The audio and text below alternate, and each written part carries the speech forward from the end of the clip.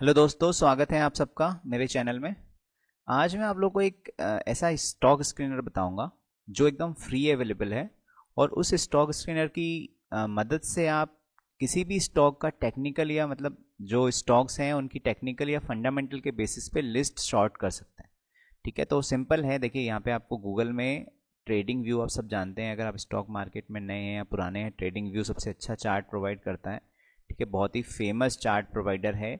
आजकल सारे ब्रोकर भी ट्रेडिंग व्यू का यूज़ करते हैं। तो हम ट्रेडिंग व्यू की वेबसाइट खोलेंगे, हमें गूगल में ट्रेडिंग व्यू सर्च करना है और ये ट्रेडिंग व्यू की वेबसाइट खोलनी है। ठीक है, उसके बाद में आपको आपके लॉगिन से गूगल से लॉगिन कर लेना है, आपके ईमेल आईडी से लॉगिन कर लेना है। उसके बाद में यहाँ पर देखिए, यहाँ पे आप जाएंगे तो प्रोडक्ट में एक ऑप्शन है सुपर चार्ट्स का, आपको ये ओपन करना है। ठीक है, तो इससे यहाँ पे ये स्टॉक्स के चार्ट्स खुल जाएंगे।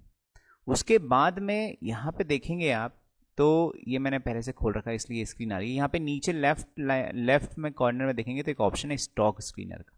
ठीक है, इस पर जैसे ही आप क्लिक करेंगे तो देखिए यहाँ पे जितने भी स्टॉक्स हैं, ठीक है, अभी कुछ फिल्टर्स लगे हुए हैं तो मैं इनको रीसेट कर देता हूँ। ये मैंने इसको रीसेट कर दिया। तो देखिए जितने भी स्टॉक लिस्टेड है बीएसई एनएसई में, उन सबकी यहाँ पे लिस्ट आ गई। 6581 6581 स्टॉक्स यहाँ पे आपको पूरी लिस्ट आ गई है। अब आप इसको, इन स्टॉक्स को फंडामेंटली और टेक्निकल पैरामीटर्स के आधार पे, on the basis of technical and fundamentals, आप इनको शॉर्ट लिस्ट कर सकते हैं कि भाई आपको क्या उसमें पैरामीटर्स डालने हैं। तो वो मैं आपको बताता हूँ वो हम कैसे कर सकते हैं। तो देखिए यहाँ पर बेसिक सी चीज़ें दी हुई हैं। ठीक है, उसके बाद में यहाँ पे देखिए ये चार्ट, यहाँ पे डे लिखा हुआ है, ठीक है, टाइम इंटरवल लिखा हुआ है। तो आप यहाँ पे देखिए फिल्टर्स में हमें जाना है। तो यहाँ पर एक मैं नॉर्मल सी चीज़ बता दे रहा हूँ कि जब भी आप टेक्निकल्स में आप कोई भी अगर इसमें कोई भी पैरामीटर सेलेक्ट करेंगे, तो यहाँ पर जो चार्ट की आपने टाइम इंटरवल सेलेक्ट किया हुआ है, ठीक है, उसके बेसिस पे वो, ये देखिए यहाँ पे 1 डे से हमें फ्री में अवेलेबल है। अगर आपको 1 डे से 1 डे, 1 वीक और 1 मंथ के लिए अगर आपको शॉर्ट लिस्ट करना है तो फ्री है। अगर आप छोटे टाइम इंटरवल के लिए अगर आप जाएंगे तो फिर आपको उसके लिए उसका जो मेंबरशिप है वो लेनी पड़ेगी।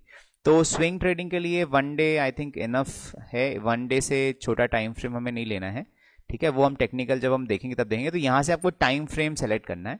उसके बाद में यहाँ पर आप देखिए, यहाँ पर बहुत सारी चीज़ें दी हुई हैं। तो यहाँ पे 3 टैब हैं ऊपर, ऑल में ये तीनों के ऑप्शंस आ जाते हैं, डिस्क्रिप्टिव, फाइनेंशियल्स और टेक्निकल्स। तो अभी हम फिर इस वीडियो में डिस्क्रिप्टिव और फाइनेंशियल्स देखेंगे और नेक्स्ट वीडियो में बनाऊंगा उसमें मैं आपको टेक्निकल्स के बारे में बताऊंगी उसमें क्या ऑप्शंस है। तो देखिए डिस्क्रिप्टिव पे मैं क्लिक करता हूँ। तो डिस्क्रिप्टिव में बहुत ही बेसिक सी चीज़ें हैं, जैसे आपको सिंबल क्या लेना है। ठीक है, इसमें ऑप्शंस दिए हुए हैं कि भाई आपको म्यूचुअल फंड लेना है, ईटीएफ लेना है, स्टॉक्स लेना है, तो हमने एनी सेलेक्ट कर रखा है।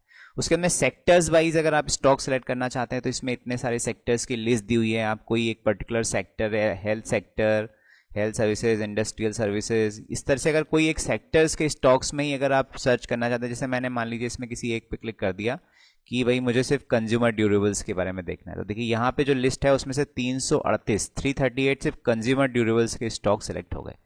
ठीक है, तो मैं इसको रीसेट कर देता हूँ। मैं सारे स्टॉक्स देखने हैं। इंडस्ट्री वाइज अगर आप कुछ शॉर्ट लिस्ट करना चाहते हैं कि भाई आपको एयर स्पोर्ट, अभी देखिए स्पेस की, अभी इसरो ने जब चंद्रयान लॉन्च किया तो स्पेस के स्टॉक्स बहुत बड़े थे, तो हमें यहाँ से अगर हम इस पर क्लिक कर देंगे, देखिए ये जो HAL है, आइडिया फॉर्ज, पारस इंडस्ट्री, ये सारी जो है वो हमें एरोस्पेस की इंडस्ट्रीज के यहाँ पे लिस्ट आ गई। तो आप किसी एक एरोस्पेस की इंडस्ट्री को सिलेक्ट करना चाहते हैं, उसके फंडामेंटल टेक्निकल एनालिसिस करना चाहते हैं, तो वो आप यहाँ से कर सकते हैं। ठीक है, अभी मैं इसमें सब सेलेक्ट कर लेता हूँ।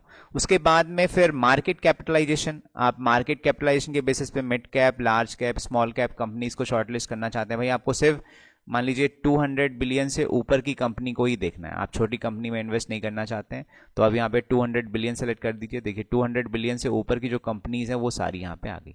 ठीक है, उसके बाद में वॉल्यूम्स, भाई लिक्विडिटी है कि नहीं स्टॉक में, तो उसके लिए आप यहाँ पे एवरेज वॉल्यूम आप सेलेक्ट कर सकते हैं कि 10 डेज का वॉल्यूम क्या रखना है, 50K, 1K, 1 मिलियन, जो भी आप वॉल्यूम, एवरेज वॉल्यूम 60 डेज का क्या वॉल्यूम है वो आप यहाँ से सिलेक्ट कर सकते हैं। देखिए स्टॉक्स की लिस्ट यहाँ पे कम होती जा रही है।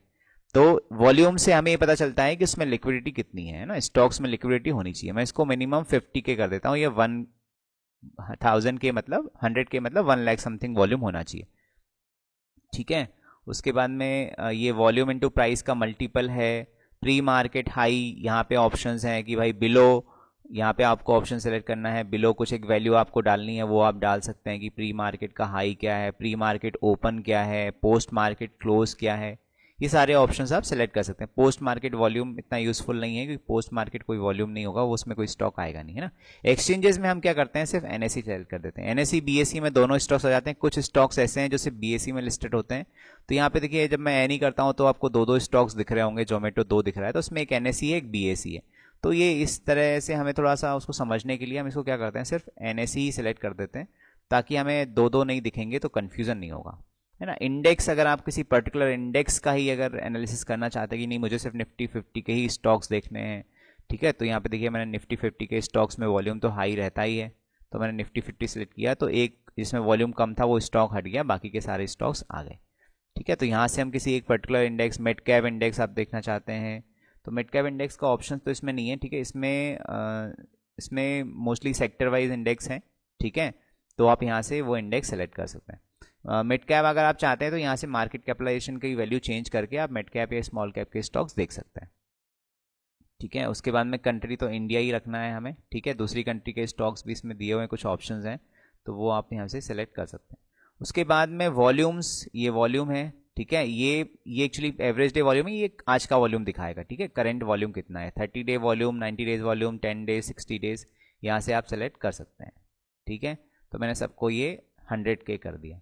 उसके अंदर रिलेटिव वॉल्यूम, प्राइस, लो, इस तरीके से यहाँ से ये बहुत सारे ऑप्शंस दिए हुए हैं, तो आप यहाँ से स्टॉक्स को से यहाँ पे स्क्रीन करके शॉर्ट कर सकते हैं, ठीक है। तो अभी मैंने इसमें से वॉल्यूम सेलेक्ट कर लिया है। मार्केट कैपिटलाइजेशन भी आप सेलेक्ट कर सकते हैं कि भाई एकदम छोटी कंपनी नहीं लेनी है, तो हम इसको मान लीजिए कि 50 मिलियन से ऊपर हमने कंपनी ले ली, ठीक है, उससे ऊपर की कंपनीज हमें देखनी है।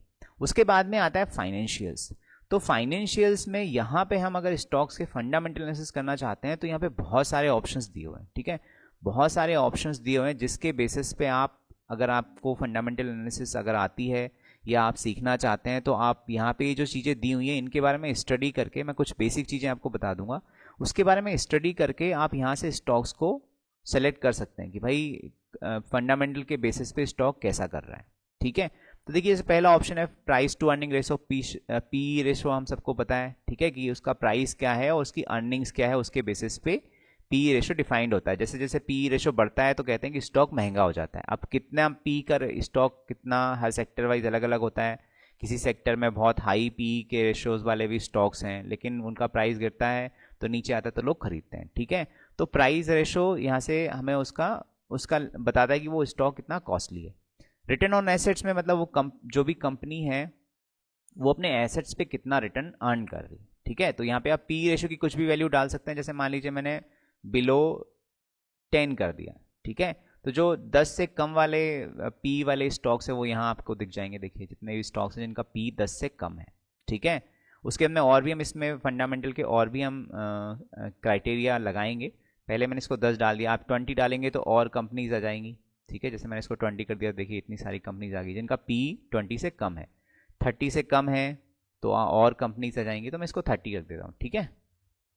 बस समझने के लिए थोड़ा हमें कि हमने इसको 30 रख दिया, तो हमें यहाँ पे 900 से 454 कंपनीज शॉर्ट हो गई, ठीक है, आधी हुई कंपनी।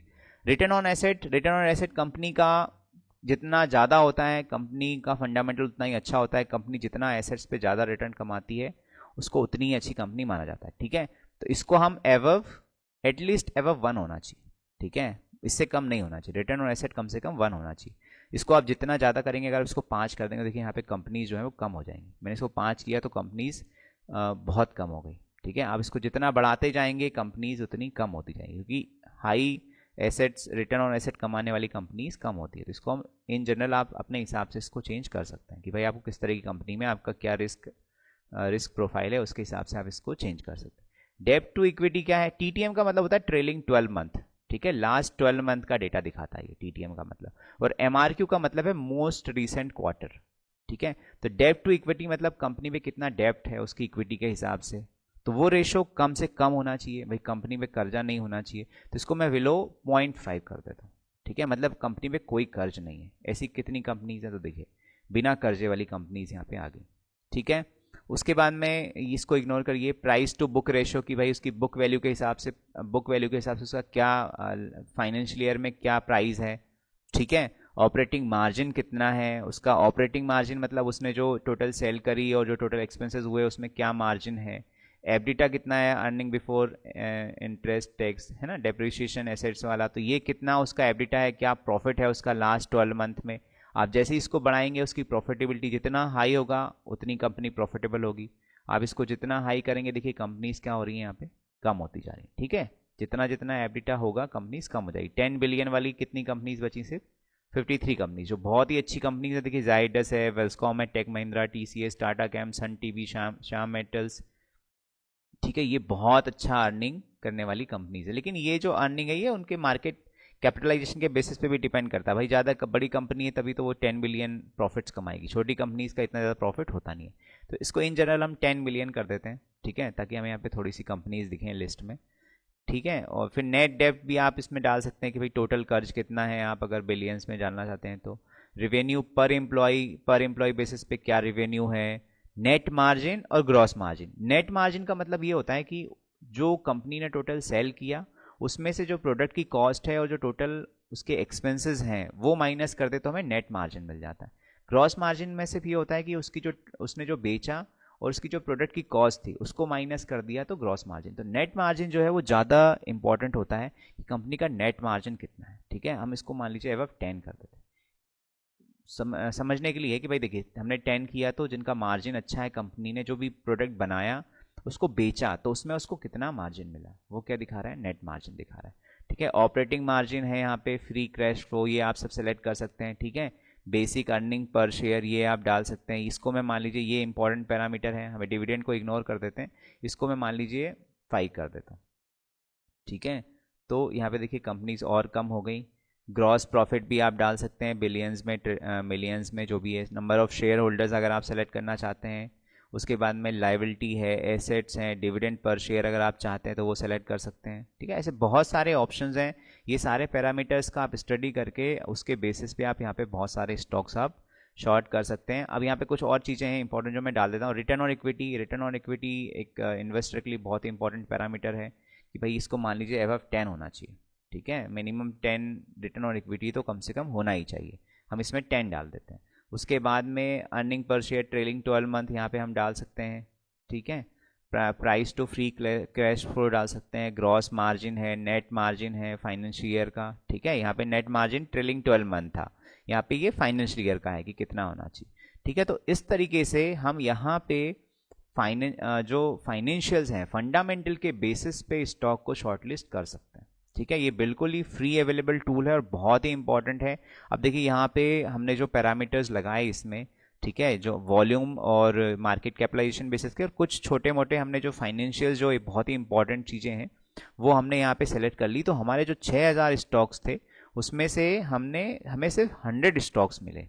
ठीक है, तो इन 100 स्टॉक्स में फिर हम टेक्निकल बेसिस पे कि भाई टेक्निकली प्राइस कैसे मूव कर रहा है, कौन सा स्टॉक ऊपर जा रहा है कौन सा नीचे जा रहा है, उसके बेसिस पे स्टॉक्स में स्विंग ट्रेडिंग कर सकते हैं। तो अभी ये तो था फंडामेंटल वाला पार्ट। ठीक है, इसका जो नेक्स्ट पार्ट है जिसमें हम टेक्निकल्स देखेंगे उसके बेसिस पे हम फिर इन स्टॉक्स को हम बाय करेंगे। कब बाय करना है वो हम, स्विंग ट्रेडिंग के लिए हमें कब खरीदना है वो हम देखेंगे। ठीक है, तो ये देखिए अगर आप ये है इसको आप सेव भी कर सकते हैं। यहाँ पे आपने जो भी फिल्टर लगाया उसको सेव स्क्रीन करके आप कुछ भी नाम दे दीजिए। जैसे मैंने इसको स्विंग ट्रेडिंग एक मैंने नाम दे दिया कि भाई स्विंग ट्रेडिंग के लिए मैंने कुछ फंडामेंटल एनालिसिस के बेसिस पे कुछ स्टॉक सेलेक्ट किए, इसको आप सेव कर दीजिए। तो ये जो आपका फिल्टर है ये सेव हो जाएगा। ठीक है, तो अगला वीडियो जो मैं लेके आऊँगा उसमें मैं आपको यहाँ पे इसके जो टेक्निकल पैरामीटर्स है उसके बेसिस पे स्टॉक्स को शॉर्ट करना बताऊँगा। Thank you.